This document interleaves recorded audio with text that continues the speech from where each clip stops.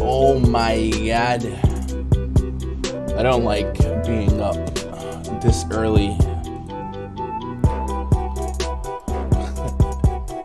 What's up, guys? Gun here. Happy Monday, April 5th, 2021.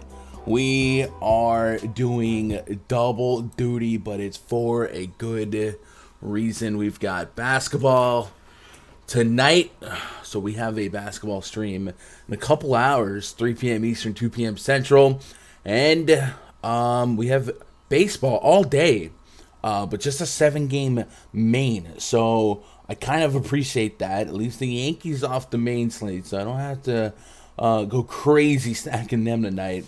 And it's a Coors-free slate, so that'll be a fun Coors-free main slate debut. Lots of interesting games, a couple of unique pitching matchups. The Mets get to play their season opener, So Jacob DeGrom, who should have been a opening day ace, is in a slew of day 3, day 4 starters to choose from. So he's just kind of easily the top option, and then we get a conglomerate of I don't know if I want to play him. So thankfully we do have DeGrom to lean on. And we'll have some fun games to chop up. We'll break them down game by game. You know how we do. This stream is going to be brought to you by PrizePicks. We did some great promotions with PrizePicks last month. Got a couple month pass giveaways at RunDFS.com. I think this week, I don't know if I'm going to do this promotion all month, but this week, if you sign up for PrizePicks using the code GUNDACKER, obviously you're going to get the benefit of the instant deposit bonus. If we pull that up, where they will double your initial deposit up to $100 instantly, no slow drip right away. But if you sign up using code GUNDACKER, every morning I get a list of new users using my code. We'll give you a week pass at RunDFS.com. So if you sign up today, I should know tomorrow. Hit me up on Twitter DMs, and I'd be like, all right, boom, yep, there you are, boom, week pass, just like that. So I think that's a pretty sweet partnership deal we got going on. Check them out. They have baseball as well. They have pitchers props and regular hitter props too, with fantasy points and stuff like that. So check that out. I do like playing the pitcher props quite a bit. They've been pretty soft early on too. What's up, chat? What's up, Dave? What's up, dang lazy mofo? Very good chance that the Mets win tonight. I definitely think so. Chat's going to be a lot more quiet for baseball, so those of you that lurk for baseball, feel free to dip your toes in. Basketball chat usually is half the stream. We're interacting with them, but I don't usually get the numbers for baseball. So is what it is. It's fine. We're here. I love baseball. You love baseball. If you guys are on Twitter, twitter.com/GundackerSport or Gundacker. Earth to Air. What up, Earth? And that's it, man. You guys have been playing baseball opening a couple days. Last night I was sitting in first place of the single. Actually, I've had a couple nights where I'm in first place deep. So I'm hoping that big hit's coming soon. But last night during the Angels, White Sox, FanDuel showdown, for lack of a better term, they call it the single game slate. I was in first place deep. I had the Jared Walsh as my highest owned player. A couple captain lines with it up there, and I got jumped by a lineup that played Lurie Garcia. And why that's so painful is Lurie Garcia did not start that game. Tim Anderson got hurt in the first inning, and Lurie was subbed in. And he ended up, getting on base a few times. I think he stole a base. It's just like, dude, do you have a time machine? Like, he was a solo winner, too. Not a lot of dupes in single games. That dude was all by himself because he played Lurie Garcia. So shout out to him. But oof, the pain.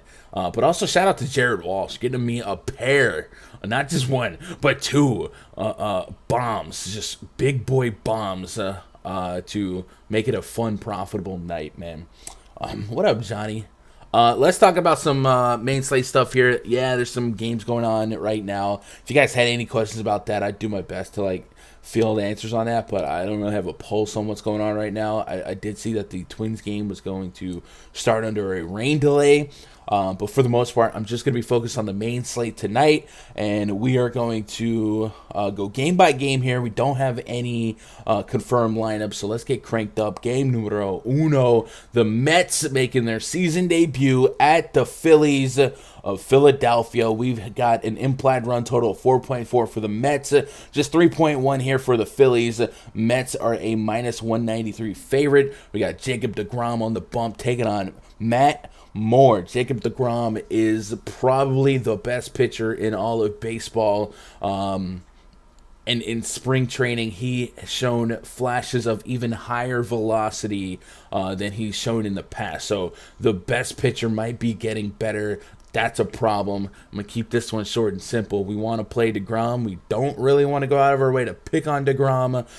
Just the incredible numbers to both sides of the plate. A 1.67 xFIP last year to right-handed hitters, a 41.2% K rate.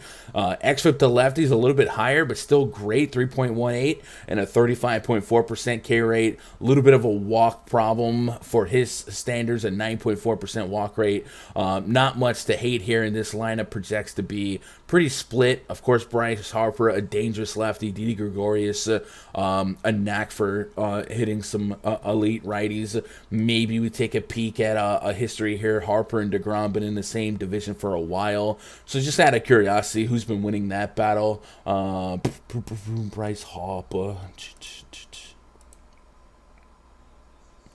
I don't even... Oh, there he's at the top. Harper is batting .290 with 13 strikeouts on 38 at-bats with a pair of bombs. So pretty even, but DeGrom definitely has had the better of them strikeout-wise. So nothing to dislike DeGrom here. He is the ace of the slate. I'm going to be loading up on him as easily my highest owned pitcher on both sites.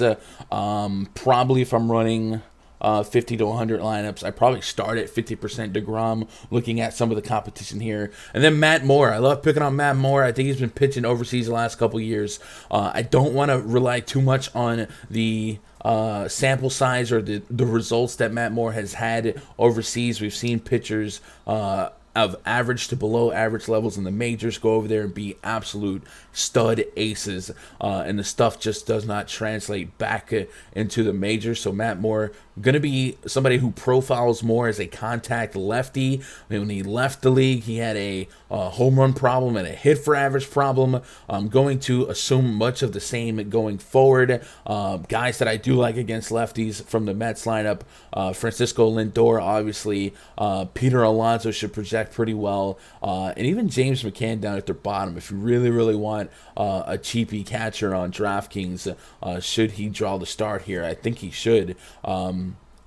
Past that, I'm not running from a lefty-on-lefty matchup. Michael Conforto actually hits lefties at a pretty strong average, a 286 average, and slugs over 540. So no reason to not like the Mets here in Citizens Bank Park, a bandbox of sorts.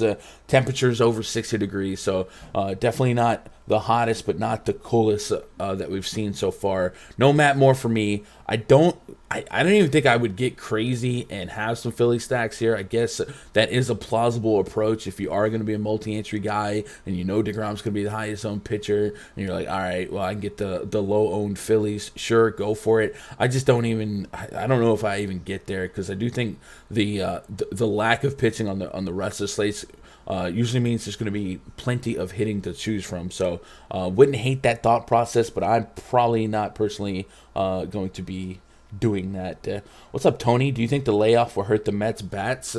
No. I actually would be more concerned for the pitcher than the hitters when you get layoffs like that. Hitters can still hit the pitching machine or hit the batting practice, whatever. Pitchers have a cycle that they live off of 5 days, 5 days, 5 days. So for that to get interrupted, I'm actually a little bit more worried about their day-to-day process. They're creatures of habit over the hitters. I don't really think much for the bats. Play DeGrom, move along. Play DeGrom or 2.5K. Yeah, for 100%. Matt Moore's been worse the last 2 years in the majors versus lefties. D. Smith and Conforto. Yeah, every Met's in play for me. Max 2 and 150 for Philly stacks. Yeah, I mean, like, yeah, right. If DeGrom comes up tight after 5 pitches and it becomes a bullpen game or something like that, yeah, sure. You'll have like incredible leverage if you have a couple shares of Phillies, right? But I don't know if I get there. Guys like Bryce Harper, like, they're not off limits anyway. Like, it's still high caliber hitters. But it just seems like the opportunity cost is a little too great and the matchup's a little too strong. So if we're really just playing the matchup, I'm not, there's so many average to below average pitchers on this slate. Let's move on to the next game. Michael Wacha taking a bump for the Tampa Bay Rays up against Nick Pivetta. Woo, fantasy sweetheart. A 4.9 implied run total for the Rays, a 4.7 for the Red Sox. Red Sox have been picking up where they left off whenever they look like they should be an elite stack. They've been falling flat. Michael Wacha is a contact pitcher last year, a 4.81 xFIP to right-handed hitters. Did profile a lot better against lefties with a 3.7 xFIP and a 28% K rate, but did allow a higher average, a 293 average and a 1.32 home run per nine. The home run per nine, though, does not really gel with his fly ball and hard contact rate combination, so maybe that number backs up a little bit, and I think the xFIP kind of suggests that. However, against righties, he projects pretty poorly, and that's been a 2-year sample size on that one. So Michael Wacha, not really someone I'm running to play here, and I do like some of these Red Sox bats here against the righty. The number suggests we should be really focused on some of these right-handed power hitters, like a JD Martinez. We saw him double yesterday, and even Xander Bogaerts can get into one. So those two kind of profile the highest. Hunter Renfroe is a guy that I wouldn't normally play in this spot, but if he does make the lineup, he's a little bit. I'm a little bit interested in him because Michael Walker's more of a contact pitcher than strikeout pitcher. Did have a career high, almost 12% swing and strike rate last year, but still the K rate just at 21%. So Renfroe's kind of a guy that I fear against strikeout pitchers, but his hard contact rate is nuts, over 43% last year. So when he makes contact, it's hard. It's a exit velocity over 95 over 43% of the time, and the exit velocity being that high, the average expected batting average on balls in play at that level is over 500. So Renfroe definitely a chip in a chair. And then Nick Pivetta. Curious case of Nick Pivetta. He's been kind of a fantasy darling, or at least it feels like we want him to be great, and he just hasn't really put it all together. Last year, just an 11. Actually, last year just 5.2 innings of work. So let's really focus on his 2019 campaign. In 2019, a 4.1 xFIP against righties and a 501 xFIP against lefties. The swing and strike rate was over 10%. The walk rate was over 11% against lefties, and the hard contact rate was extremely high against lefties, 40.1%. So this is a lineup for the Rays that could come out pretty even, but I do like the lefties that I do see: Austin Meadows, Brandon Lau, Kiermaier to an extent, but it's just more of he's probably too cheap to be, if he's in the heart of the lineup in Fenway. I'd take some stabs there. It looks about 50 degrees, so the Red Sox bullpen has not really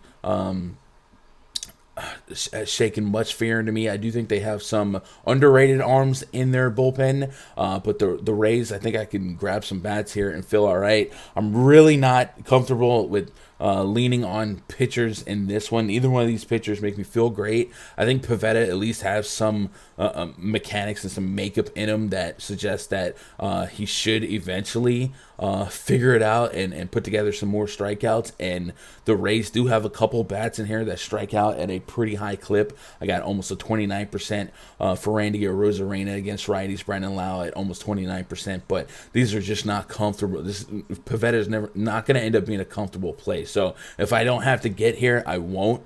And then we can go crazy stacking the ballpark as this game total might be pushing 10 by the time lock comes, right?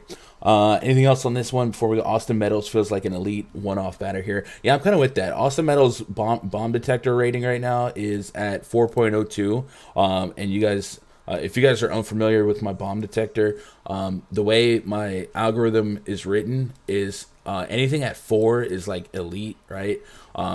And as you get closer to the number 4, the better it looks. So Austin Meadows has a 4 rating on the bomb detector, and so does Brandon Lau. So those two guys definitely profile pretty well. And if you're chasing homers over the green monster, go for it, right? What up, Lorenzo? How we doing, buddy? Then hedge with Seattle stacks, but Matt Smith. Yeah, Carlos Rodon. Yeah, I don't mind that. Orioles put up a double digit. Orioles are the best team in baseball. My Yankees are going to get rolled by them, man. It's just going to happen. Orioles are like the Marlins from last year now, where they're undefeated and it's going down. It's unfortunate, but Let's move on to the next game here. I'm going to keep it kind of quick. My goal this year is to have more people play baseball. And if I spend too long on each game giving numbers, people are just going to, I'll be like that math professor in college that talks so monotonous and long and mundane, and he has that little white stuff at the corner of his lip. He's like, what is that? I don't know, but I have to be here. Brewers at the Cubs, next game on the docket. Brett Anderson, the lefty, taking on Trevor Williams. Again, the most average pitching options you can possibly think of on this slate, featuring these two guys. Brett Anderson, a pure contact pitcher, a 7.4% swing and strike rate last year, kind of par for the course for him the last 3 seasons. XFIP over 4 the last 2 years, and Sierra 4.52 last year, 5.17 the year prior to that.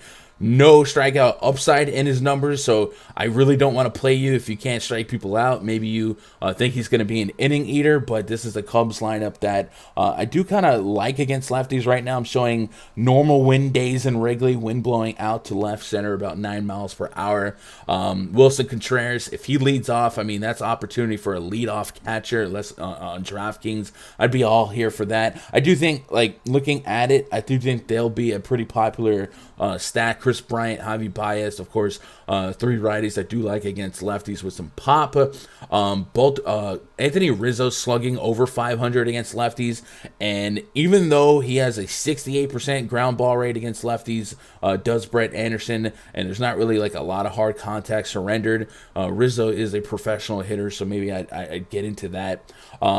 That's kind of Brett Anderson's shtick, man. He's like the second coming right now of Clayton Richards. He's going to pitch to contact, hope for a ground ball, and hope to eat some innings. So definitely, I as much as I don't want to pitch him, I could see him spoiling some stacks and just giving up hits here and there, and then just double playing his way into the Cubs only having 3 or 4 runs. Right now, the Cubs implied run total is 4.9. Brewers at 4.7. So one of the higher totals I'm seeing thus far. The Cubs will be a stack of mine. I don't know if they're going to be my main stack just yet. Looking at the rest of the slate, obviously I love Dodgers. I do like White Sox. I think the White Sox might be a little bit more watered down tonight, though. Astros have been red hot against the lefty, and the Padres are on the slate. So, yeah, they'll be a stack, but they're probably not going to be my number 1 stack yet. But, man, chipping a chair against the contact pitcher, those type of guys. If we go look at the pitch report on Brett Anderson, this is something I haven't been using in the first couple of games. Pitch report is a feature in my spreadsheet where it takes the pitch makeup of the pitcher from the last year, their usage percentage on the pitches that they own, and the average fastball velocity. So, for instance, we have Brett Anderson here, and we see that in his makeup, he has fastball, slider, cutter, curveball, changeup. So he has a lot of pitches.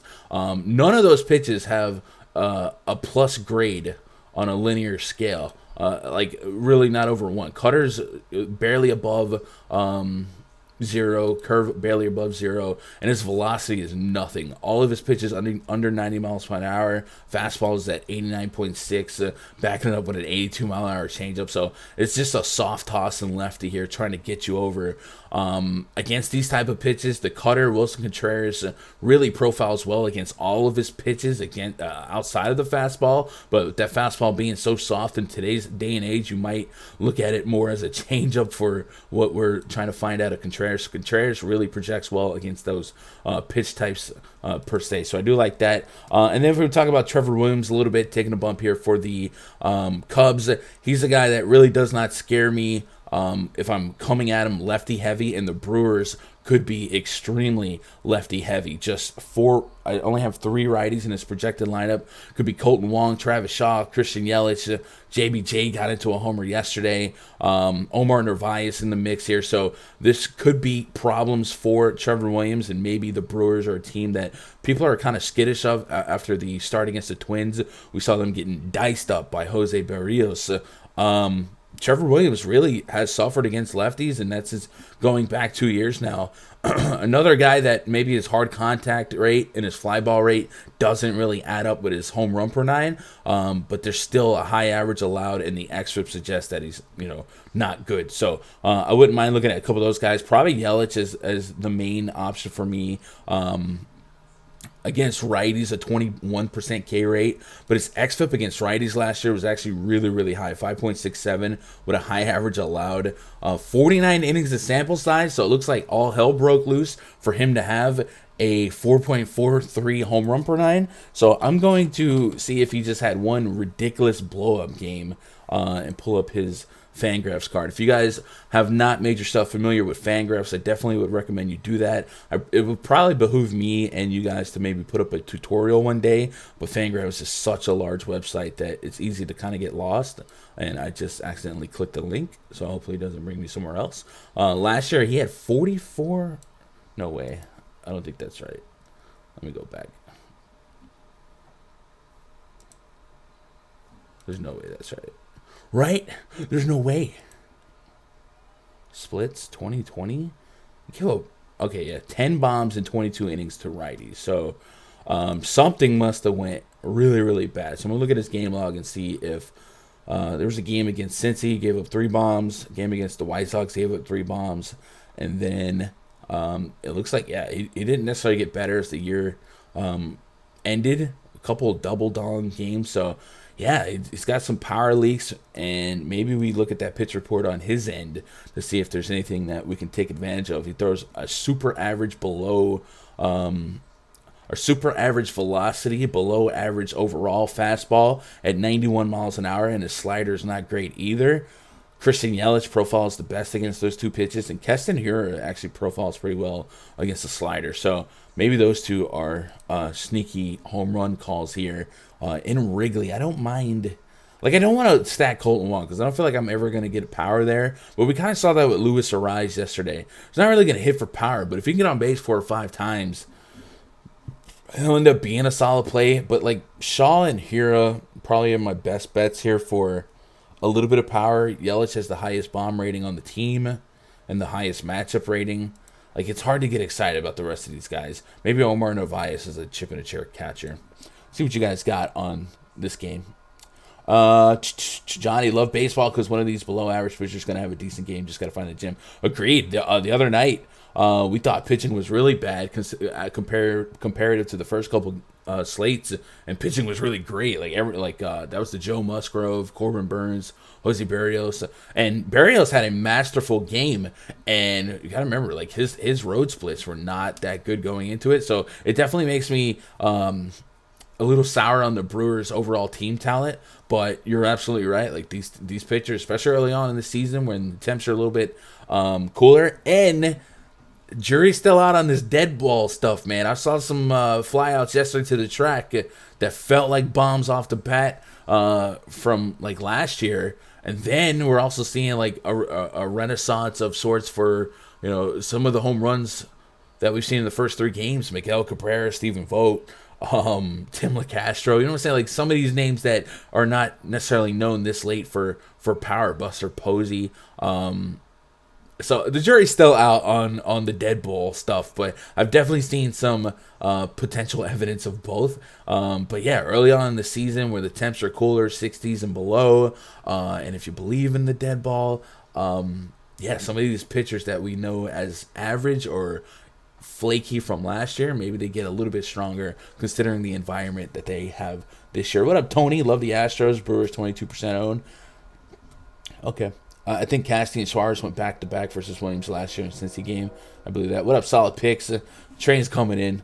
God, I'm late. Did I miss the DeGrom portion of the broadcast? Yeah, but let me summarize the DeGrom portion. Here we go. Jacob DeGrom's good. Play him. Moving on. That's the DeGrom portion. What up, chat? 30 people for baseball? I'm honored. I loved Eflin yesterday and didn't get to enough. I didn't play that slate for Eflin. I mainly played a little bit on the main slate.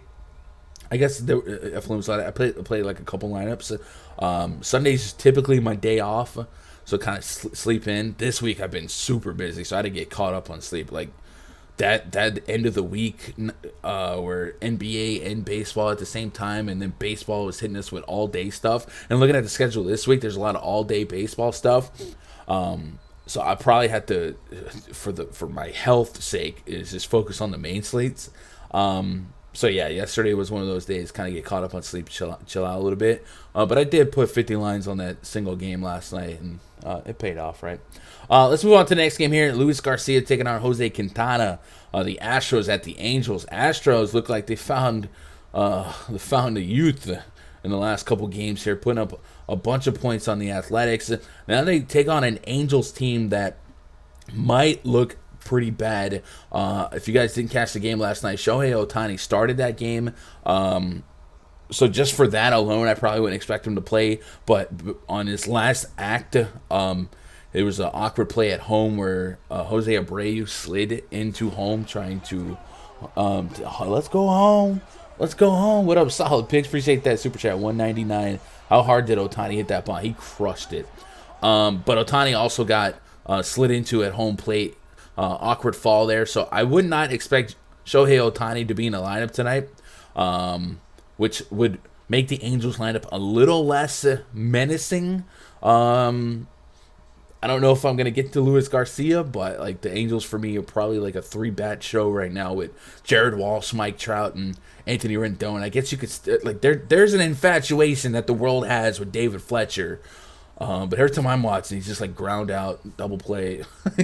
But I guess he's just that contact guy that doesn't strike out that they want up there, right? Which is fine. With that said, Astros in this game have an implied run total of 5 runs. Angels at 5.2, so a game total over 10. Temperatures are around 60 degrees.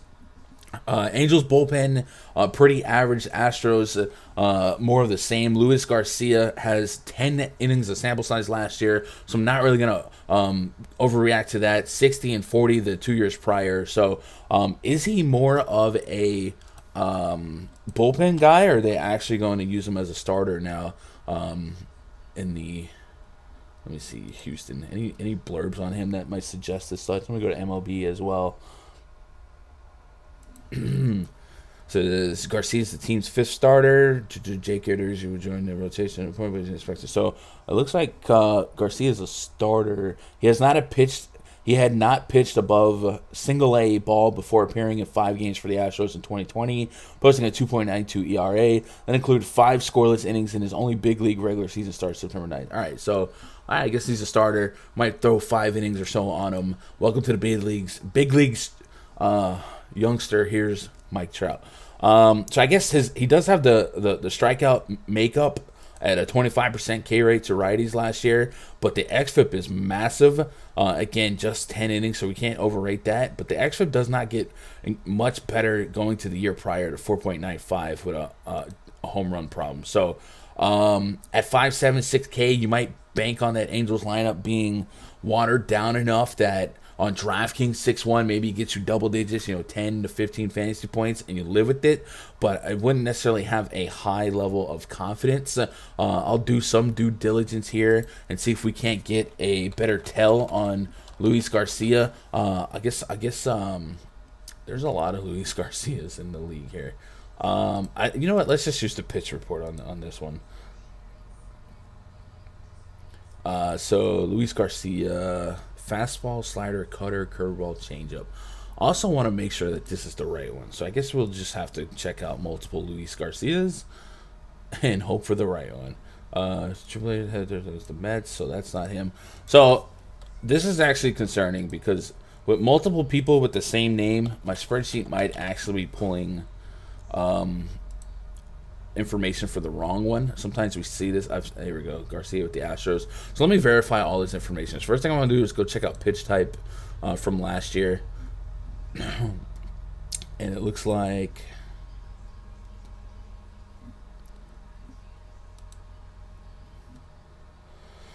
2020 he was more of a ground ball pitcher that sustained in 2019 as well. Again, this is single A ball statistics, so it's very hard for single A to transfer to major leagues at the same rate, but he was more of a ground ball pitcher in single A.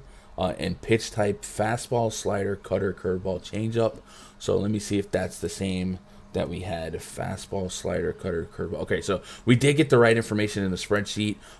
Velocity is really not like his forte, a 94-mile-an-hour fastball, and the slider cutter, all that other stuff, secondary stuff is 70s to 80s. So not going to be a high velo guy, but that many pitches to lean on maybe keeps hitters off of their back foot. Again, short sample size here, but cutter profile is his best pitch last year, and we don't have much to go on beyond that. So if you want to play him just as a you got that feeling that he can survive 5 or 6 innings against this lineup, even if he did get in trouble against Walsh, Trout, and Rendon, maybe the rest of the lineup lets him off the hook here, and you get to that 10, 15 fantasy points. So he would just be a low-exposed SP2 for me on DraftKings. With Jose Quintana, we know we're going to get guys pretty good against lefties. He had a negative xFIP in 6 innings last year against lefties.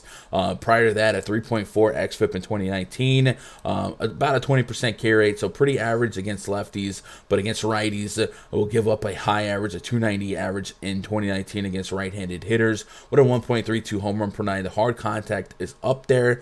The fly ball rate over 30%, still more of a ground ball hitter, but the fly ball rate and the line drive rate being that high, I do like some of these left Astros against lefties, Jose Altuve, Alex Bregman, and even Yordan Alvarez. I like the sample size continues to be small, but he has been hitting lefties with power at a fine clip.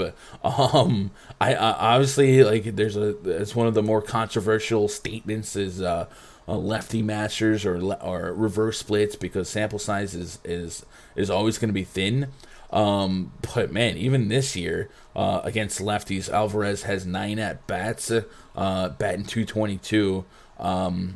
If we elongate on that a little bit to just last season, I don't think he played much last year. 5 at bats against lefties, 1 homer, and then the year prior in 2019, that was the rookie year where he was just taking over. 114 at bats against lefties, 9 homers. So very, very small sample size all the way around, but maybe don't leave him out of your Astro stacks just because. And then the Angels have a bullpen that project to be league average to a little below league average, and they have been using those arms quite a bit the last couple of games. Even though Joe Madden tried to use Ohtani till he couldn't, they've still been dipping into the bullpen pretty consistently here. So we got, I wouldn't necessarily call it a tired bullpen, but it's not like any surprises have come out that bullpen to make me run away from them. The closer's strong, but outside of that, they're bridging it with some more average guys. Astros have looked really, really good to start. Yuli Gurriel, I do like him against lefties as well. 296 average against lefties last 2 years, slugging over 500. If we look at the bomb rating, the highest bomb ratings I got here are Yordan Alvarez and Kyle Tucker, but Bregman and Altuve are right there in the mix as well. So we do like some Astros here. And then if the Angels, it's Jared Walsh. Jared Walsh at 2,200 is disrespectful. If you guys watched last night, Mike Trout, even when Mike Trout was mic'd up and Jared Walsh was at the plate and they were feeding him pitches, and Trout goes, "Don't throw him a fastball because he ain't going to miss it." And sure enough, Jared Walsh was on every fastball thrown to him and hit not 1 but 2 homers. So this isn't really like chasing what he did last night, but Jared Walsh against a right-handed pitcher is already something that we should be cognitive of this season. And then last night it was just like exhibit A. So one thing that I think could happen here is with Ohtani projected to be out, I think Jared Walsh could hit that 2 hole. Maybe Mike Trout goes into 2 spot, but I think it could be Jared Walsh. And at 2,200, that's a little way too cheap, especially if Mike Trout does bat behind him. Ultimate protection behind you, right? So I do like Jared Walsh as a incredible value play on FanDuel, and on DraftKings at 3,900, I'll be there just as well. On FanDuel, he'll probably be my highest owned player at 2,200. Maybe it's not a misprint, but I don't think that's appropriate for his talent level. So give me all of the Jared Walsh on FanDuel. Obviously, Mike Trout, Rendon fall where they fall, and sure, throw David Fletcher in there if you just want to complete an Astro stack. Let's see what you guys got in chat before we matriculate on. Lorenzo says Nick Castellanos suspended for 2 games, had him everywhere. Dang, really? He might. So if that came out today, he might appeal it, and then you might be good for today, and we'll see what happens from there. But don't quote me. He might just accept it as well. But more likely, he appeals it, gets it down to 1 game. Garcia's advanced metrics suggest some regression coming, I think. Garcia? Okay. Yuli is always solid versus lefties. Yep. Alvarez, an absolute monster. No, not afraid to watch Alvarez. Oh, Jordan. Air Jordan. What's up, Justin Sports? How we doing, bro? Absolutely with Walsh. 2,200 on FanDuel popular. Yeah, you got to play Walsh. It's ridiculous. Do you like McCormick as a punt? Chaz McCormick. So I'm going to be honest. I didn't know who he was until he hit a homer yesterday. So if you guys got some time, I'll show you how I start learning about guys that I don't know about. So I use a site called MILB.com. This is basically the minor league fan graphs of sorts. Now you have to also understand last year they didn't really have minor league stuff because of the pandemic. There was a lot of I don't know, safe sites or whatever, and then we saw a lot of like single double A guys tag along with the team. So whenever I see a name that I don't recognize, it usually means they're new, and I can go check out their minor league stuff. So I got just 1 year of sample size for Chaz McCormick in the minors, 368 at bats in 2019 with 14 bombs, an 818 OPS, a 269 average.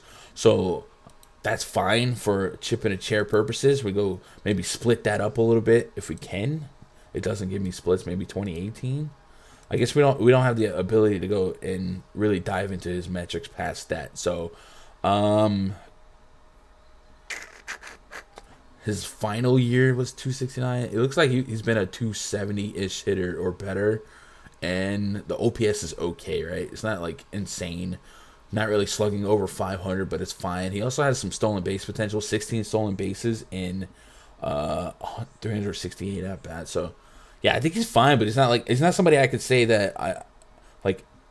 You know what I'm saying? Like, I think he's fine, but he's not somebody that has a pedigree that I'm aware of for me to stamp him as a must play or anything like that. But at 2K, man, that's chip in a chair territory. You get on in front of like an Altuve, maybe steal a base, something like that. Yeah, sure. And yesterday showed he has some pop, but that's all I got on McCormick. Let's move on to the next game here. Frankie Montas hosting Dustin May. Dodgers and the Athletics. Dodgers leaving Coors Field going into Oakland. Much more pitcher friendly than Coors Field. A 4.8 implied run total for the Dodgers, a 3.8 for the Athletics. Dustin May taking the bump, slowing the tab for the Dodgers last year, an 18.7% K rate to righties and 47 innings of sample size overall. Struck out righties and performed against righties at a much better clip than he did against lefties. Against lefties in 2020, 4.77 xFIP, a sub 18% K rate, and a 1.96 home run per nine. Line drive rate was a little bit elevated. Hard contact rate, not so much. If you guys aren't too familiar with Dustin May, he looks like Carrot Top, and he throws gas. We'll pull up the pitch report on him. A 98.1 mile an hour average sitting fastball, backs it up with a cutter, curveball, and a little bit of a changeup. And his cutter's at 94 as well. So the pitches are there, and if you know pitching, you watch him, you're like, man, that dude's going to be good. He just got to tweak it, put it together, and obviously he's around elite brains pitching-wise with Kershaw, Price, Bauer, Buehler, guys that can make him better. So I definitely like him and his future. And I probably like him here today as well. The Athletics really did not show us much to start the season, and they had some softer matchups pitching-wise. And I'm just looking here, what would I be scared of for Dustin May? It's a powerful lefty, so maybe Matt Olson to an extent. Mitch Moreland really hasn't shown me much so far to be overly fearful of him. I guess he would be the second guy slugging 571 in the last 2 years against righties. But for the most part, I think Dustin May is probably somebody I can lean on a decent chunk. On DK's 8.8, on FanDuel he's 6.8, so that's a $2,000 discrepancy. Not sure if that's on purpose. I don't know why he's so much cheaper on one site than the other. He went 5.1 innings in his last spring training start against the Angels. Gave up 1 run, 4 hits, and 4 strikeouts. So for all intents and purposes, I got to assume he's going to be a stretched out starter. And what does that mean in the first start? Probably, a shot at 5 innings. So on FanDuel, him being 6.8, Like, I'm still DeGrom's far and away the number one option here, especially with all the value we've identified. But I don't think I'd be against Dustin May here. Heck, I'm a little bit more nervous at 8-8 on DK, but at 6-8, I think he's more talented than that price point. I think it's a super plus park, and I think his his stuff is good. So I'm here on Dustin May. Go against a more righty than lefty lineup, and most of the lefties are not guys that I'm overly fearful of. It's really get through Olsen and Moreland, and I think you're in business. So he's in the pool for me. Frankie Montas, he was crushing it. Was it last season or the year before? And then he got busted for PED use, and then kind of went a little bit more average. His stuff is fine as well. I just don't pitch against the Dodgers, but he has a 96-mile-an-hour fastball. He leans on 63.5% of the time. Backs it up with a slider. His slider is his best pitch by far. Leans on that almost a quarter of the time. And then it looks like he has a splitter or a sinker at 12% usage. So his slider's really his put-out pitch. And only Mookie Betts has graded extremely well against the slider on the Dodgers team outside of like Edwin Rios. So I don't have the gall to play a pitcher against the Dodgers right now. This team is just way too doggone talented. And another thing about the Dodgers here, unlike Coors was NL versus NL. The Dodgers are an NL team in an AL park, so they're going to pick up the DH spot. So it makes that lineup even stronger without having to send Dustin May up there with a bat for 3 or 4 times. So this Dodgers team is just in an elite spot. Not an elite spot, but an elite opportunity to have the DH in an already stacked lineup. So Mookie, Seager, Turner, Bellinger, Muncy, like these are big boy bats, and you might even get Will Smith to DH if he doesn't catch. So Dodger stack for life this season, no matter who. And I got no pushback here. Like I said, this park plays way more pitcher friendly than most other parks, especially against Coors, and that's what we've seen to the Dodgers in the first couple games. But the Dodgers are just super talented, and we could see them bat around a few times, and they can still push it out the park in this one. The Athletics have an implied run total of 3.8, by the way, so sub 4 implied run totals, another plus for thoughts on playing Dustin May here. You guys got anything on this one before we move on? What's up, Kingston? What happened to the other thing, Gundacker? What other thing? What's up, Jay? Congrats on the Osmo get. Man, I appreciate that. Yo, there was a lot of love in the Osmo streams.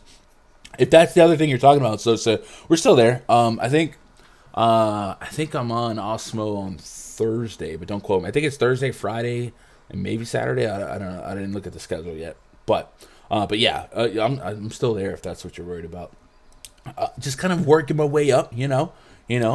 I've had a lot of fun on the first couple Osmo ones, though. Hopefully we get more. But it's a nightmare if the amount of content that they produce, and looking at the way baseball's putting their schedule up, man, I do not envy the schedule maker at Osmo, man, trying to put together shows for everything out there right now. It's tough. It's tough. Yeah, I'm probably not playing Montes here. I'll play some Dustin May. And then we got the Giants at the Padres. Next game on the docket, Anthony DeSclafani taking on Adrian Morejon. DeSclafani, we might remember him from Cincinnati. And Morejon, you probably don't remember him. Only had 15 innings of work last year. I went and looked at some of his highlights on YouTube before I went live. Really, because I wanted to know how to say his name and not look like an idiot. But he has some filthy stuff, but it looked more like an elite bullpen guy. So we'll see if that translates as a starter here for the Padres. I don't know if I don't think the plan was for him, Morejon, to be a starter for the season. I think he might just be filling in. He went 3.2 innings in the Cactus League last start there, 4 hits, 2 walks, striking out 1. Clear favorite to grab the 5th starter role. So I would probably expect him to be like a 4 or 5 inning chip in a chair at the starting job. But I think long term he's probably going to be served better as a long man or a middle inning reliever. But he looked good. He had some really nice stuff. And the stuff that I saw was so strong that I was a little bit worried, because I do love playing the Giants against lefties. last year, 33.3% K rate against righties, 45% hard contact rate allowed, and a 2.25 home run per night. So a little bit of everything in the short sample size there. I guess we can go look at his minor stuff if they'll let me. Adrian Marion. Okay. He's got such a Spanish name, and he looks so white.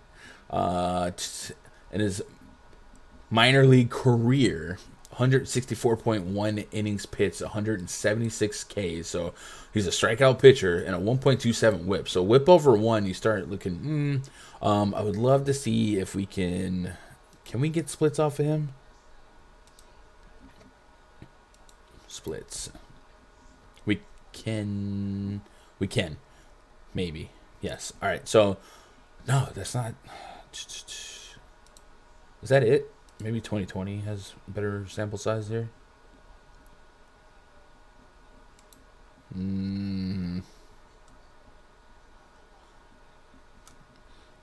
Where's this? I don't think it's giving me the. Yeah, I guess we'll go back to 2020 here. The inning sample size on the overall, it's not really gelling here with the sample size I have on the splits, but it could be just like a single A stuff and then double A. Really, I was just trying to get a feel for his lefty-righty numbers. It says against righties, a 244 average, a 1.5 whip, and does that say 4 homers? 4 homers in 10 at bats, so or 10 innings. It's a little sus. But I'm hoping that's like, actually that might just be his major league metrics. I don't know if I honestly don't think I'm getting the splits that I'm trying to get right now from MLB. Might have to see if they've made some changes recently to the website. His pitch mechanics, his makeup. There was a fastball at 96.6 miles an hour, then his slider, curveball, looked like a splitter, and the secondary pitches are really his better pitches. That curveball has been his best so far in short sample size. The Giants actually have some guys that can smash that curveball too, though. Yastrzemski, Donovan Solano, Donnie Barrels, and Darren Ruff likely draws to start against a lefty. Probably doesn't finish the game against a lefty, but he likely draws to start. This is kind of betting on the Giants to be talented here against a lefty. Padres bullpen is okay. The front end is shaky, but the back end's fine. I don't think I'm playing Marion here unless I don't think I get to him. So I'll probably have some Giants shares here. And then Desclafani. We know what we're going to get from Desclafani. He's going to be a guy that profiles weak against left-handed bats. A 319 average allowed last year to lefties. A 2-1 home run per nine. And then that home run problem has been there for the years prior. Maybe his home run per nine is elevated because of the Great American Ballpark. But the hard contact rate is right up there with the league leaders in the league. And in 2019, a 48.5% fly ball rate with that high hard contact rate. So a guy like Jake Cronenworth, Eric Hosmer, they profile pretty well here. Hosmer's been off to a red-hot start. Cronenworth's iffy. Tatis Machado, we're playing him every day. Tommy Pham, same. And then Will Myers as well will always make a Padre stack selection for me today. And then Victor Caratini if he starts.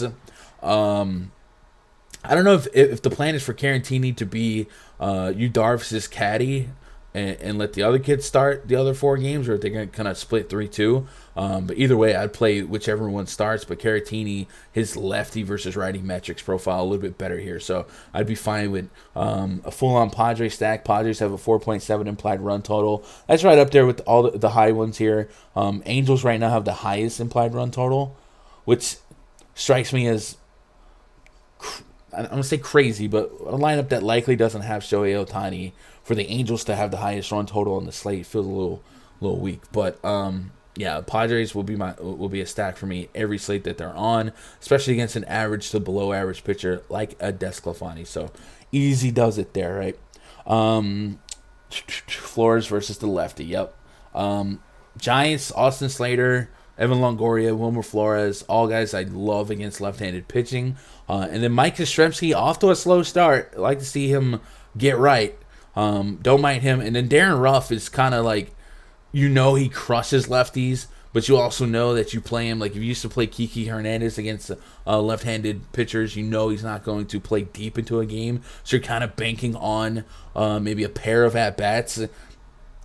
2K special, that's fine. If you end up with a 0-2K, whatever, but you're paying for the opportunity against the lefty. And with Marijon being so unestablished, like unproven, if he only went 3 innings, I'd be a little bit scared about Darren Ruff maybe just getting one at bat versus an opportunity at more. So that's kind of the risk that you inherit if you play some Ruff. And then Buster Posey, cheap on both sides, under 3K, under 4K on DraftKings. So maybe he's not that cheap for a catcher, but he's shown some pop coming back from his opt-out year, right?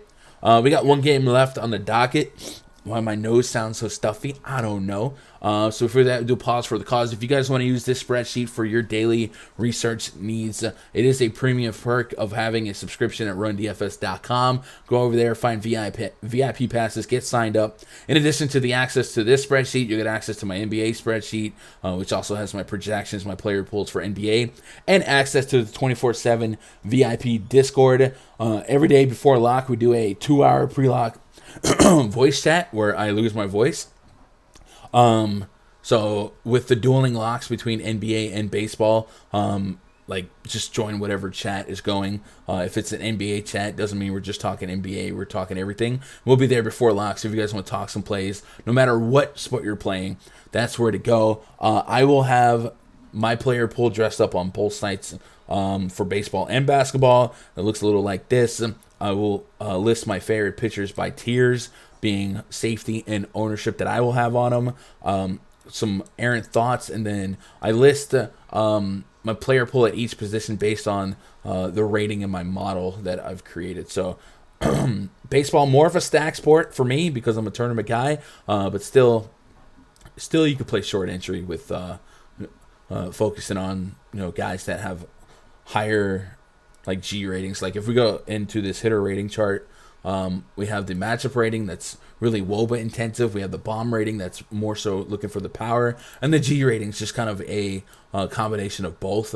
So you guys can play around with that, and then of course you get access to the pitch report, all that cool stuff. So I think this is probably one of the better research aids out there that kind of gives you access to all of the more advanced metrics to be considered while not being overly confusing. We've color coded it so you guys can know green means good, red means bad, and then a couple easier ways to chop stuff up. We also have the BVP tab. I don't really use BVP, but every now and then I'll peek at it just to see if there's any crazy ones. Like for instance today, do we have anyone that has like 4 homers off of the pitcher that they're facing? Scroll all the way up. We have 3 homers for Keston Hiura against Trevor Williams. That's interesting because Hiura is one of the names that we've already identified as somebody we like. So he's 4 for 7 with a double and 4 bombs. My man slugging 2,000 against him. So yeah, maybe if you just want to look at that as an affirmation on somebody you're already on or off, whatever. Carlos Rodon taking on Justice Sheffield, former Yankee great. In the main event tonight, the White Sox at the Mariners. White Sox, I was about to say night 2 of a back-to-back. White Sox moving from LA to Seattle here. Implied run total for the White Sox is sitting at 4.2. Mariners at 3.9. So an incredibly low implied total for the White Sox. And last night, Tim Anderson looked like he came up lame on his first at-bat of the game, running to first.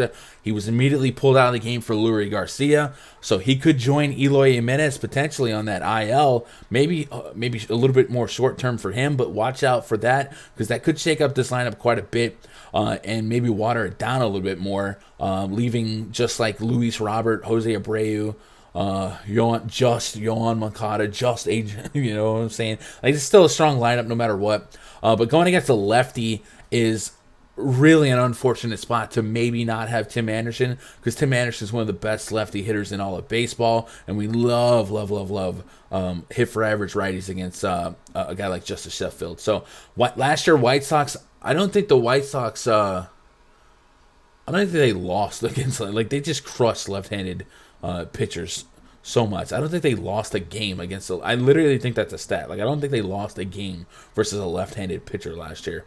And these are just some big boy bats. Justice Sheffield, a 283 average allowed to righties last year, a 328 the year prior. Keeping the ball in the park with a 50+% ground ball rate. Last year, the hard contact rate rose to over 40% against righties. Did have more sample size innings-wise last year than the year prior. So I'm not really sure if we're calling for progression or regression. But he is a guy that's more of a contact pitcher, a sub 9% swing and strike rate last year. He's just in a death spot here. I'm actually a little bit, I don't want to say shocked, but the implied total for the White Sox being that low makes me think that maybe Vegas does account for Tim Anderson possibly not playing. If Tim Anderson didn't play, we'd replace him with Leury Garcia. Now, I don't know that Leury Garcia would lead off, but he definitely helped somebody win a tournament last night over me. But he bats over 300 against lefties as well. And yeah, chipping a chair him. This Mariners bullpen, not great. Bad even. I think it's projected to be bottom 7 in baseball. So the White Sox get quality at bats all night. Maybe we get a day off of feet for somebody because of the series that just ended with a little bit of travel. But for the most part, I think I'm only anticipating Tim Anderson being out, and then I'm kind of moving on from there as everyone being in. So we'll see how that kind of plays out, especially since they kind of lost that game. If they would have won that series, maybe they go for a little bit more of a watered-down approach. Mariners against Carlos Rodon. So Rodon is a guy that has elite strikeout potential, but hasn't really put it together. His SIERA and his xFIP over 5 last year, just 5 innings. SIERA and xFIP over 4 the 2019 season in 34 innings, and his SIERA and xFIP over 5 in the 2018 season. So even though it's short sample size the last 2 years, he was kind of on pace to keep it going, and it's just really been a guy who strikeout stuff is swing and miss stuff is there, but he has not been able to put it together, and he likes to get into long counts and walk hitters. Over a 10% walk rate against righties the last 3 seasons, with a above hit for average allowed, and a home run bugaboo the last 2 seasons. So you don't really know what you're going to get here. Obviously, we hope for greatness. I do think this pitching staff that they have right now in Chicago with their new pitching coach, that coach came from one of the Harvards where he worked with Giolito, and Giolito just was like, they was reunited. So now he gets to work with Giolito, Kopech. They got some really good pitchers there. Maybe Rodon's just kind of getting rubbed off on. He's one of the bottom 3 price pitchers on the slate. He gave up 2 runs on 5 hits, 1 walk, while he struck out 6 over 4.2 against the Brewers in his last spring training bid.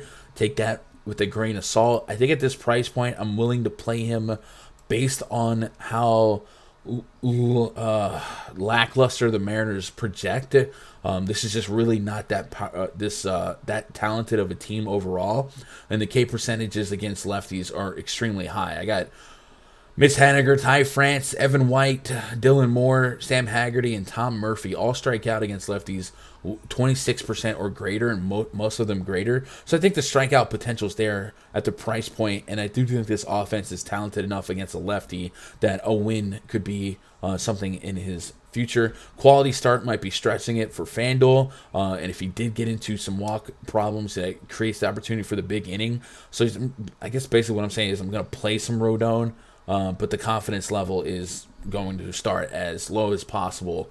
But if there is a team for you to succeed against, it'll probably be the Mariners. They just aren't that good. No Sheffield likely for me. Unless this White Sox lineup comes out just unbelievably bad, I'm probably going to list the White Sox as one of my teams to stack today. Super unfortunate if Tim Anderson has to go on the IL here. I was watching that. I was hoping it was just a tight hammy or something. But he would absolutely be somebody I'd be all over in this spot.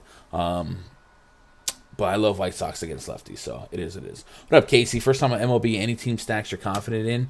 So now that we've talked about every game, I think my approach would be to core Jacob deGrom as much as I could. And then stack-wise, my core stacks right now probably going to be, I don't even know if probably the Astros, Dodgers, Padres, and White Sox. But asterisk on all those since we don't have confirmed lineups, and the White Sox. I think I'll stack the talent of the White Sox no matter what, because the Mariners bullpen isn't great. And only Adam Eaton is really the only lefty I have in this lineup right now. So, yeah, White Sox no matter what. So, that's probably my 4 front end. And then past that, I might get, like, some supplementary exposures to, like, the Angels. Like, anytime I want to stack, the Angels have the highest run total in the slate. But they just have, like, 3 or 4 guys that would play. So, I don't have to full stack them because they're just going to land where they land in my other stacks because of how my model likes them. Jared Walsh will probably be my highest owned FanDuel player, and it won't even be close. Like, he'll probably be in all of my other team stack lineups. Just 2,200 is a joke. So, especially if he's batting second. I do like the idea of the Cubs against a contact lefty. Understand that his ground ball rate could just create some stressful innings where he's just giving up a hit here and there, double playing his way to glory. And then the Red Sox are just JD Martinez, Xander Bogaerts. I do like them in this spot metrically, but the team stack overall, the Red Sox have been kind of let me down. Bobby Dalbec's interesting as well. So I don't know if maybe I would end up with a Red Sox stack, but they would be a sub stack. So I have my primary stacks, and then I have my secondary stacks. Right now, the Red Sox probably leaning more secondary, right? You guys got any questions, comments, concern? I'm actually kind of surprised we have 40 viewers here. Usually I get like 10 people, and I'm just talking to myself. So shout out to you guys for showing up, showing some love. What up, Josh? Padres baseball. Yep. Shout out to Mitch Money for that lane. Yeah, Mitch Haniger with that bomb the other night. Let's go. I have no MLB IQ at all. Got to learn what teams to attack. So you don't really attack teams. You attack pitchers, unless you mean what teams to stack. I do get a little bit lazy this early in the season, but just stacking good teams because a lot of these starters are going 4 innings and getting hooked, and then you're just going against bullpens. And, like, yeah, you could spend some time researching each bullpen and who might come out, but this early, we really don't know who would come out. Like, in 2 weeks, we come back and say, all right, well, this guy threw 20 pitches yesterday and 20 pitches the day before. He's probably not going to play today. Like, you can't really do that. So right now, I'm just really banking on talent more than anything to start the season. But as we grow and we get more of a trend and a sample size of pitchers this season, of hitters this season, of bullpen usage and stuff like that, we'll be able to react and prepare accordingly. But yeah, that is our look at today's slate. Remember, PrizePicks.com, code GUNDACKER. Sign up, and if you sign up, hit me up on Twitter. And the next day, if I can confirm your sign up using my code, we'll get you a week pass for free at RunDFS.com. So that's a fun thing. They also have baseball offering on their stuff. Twitter.com/Gundacker. If you guys think that we can make these streams happen, like if we're going to get 30, 40 a day, I don't mind rolling out of bed and doing it before the basketball streams. Unless I have, like, if I'm booked on an Awesemo stream that day for baseball, I probably wouldn't do a baseball stream here. We'd just hang out over there. But tomorrow's another kind of like all day thing, but I probably expect the main slate to be more of the same. So it's one of those things where if I did this stream, it would really just be focused on the main slate. But I don't mind doing it. You guys, I don't know. You guys seem like you're willing to try it, so I'm willing to try it as well. I will be back today in about an hour with an NBA stream. I don't know if I'll have Raj or not, but we'll see. We'll talk some basketball. We'll get that kind of figured out. We have a 7-game, I think, for basketball as well. So if you guys want to hang out, I'll be back. I will be back. But I do appreciate your love and support. Hit that thumbs up before you get out of here. Come jump in the VIP, man. There's a lot going on, and these spreadsheets are really beneficial, man. Mets over the Red Sox. Yeah, I do like the Mets. I kind of slept on that. Okay, so you're winging it from experience. Yeah, a little experience. It's like NBA, right? Like you don't know minute rotations, but you kind of know because you know these guys from the past, and some of these like nobody call-ups like these rookies, then you kind of have to guess how they get in where they fit in. But yeah, it's kind of like that. We need this. Appreciate that, yo. ACP, appreciate that. That's it, right? Nothing else to plug.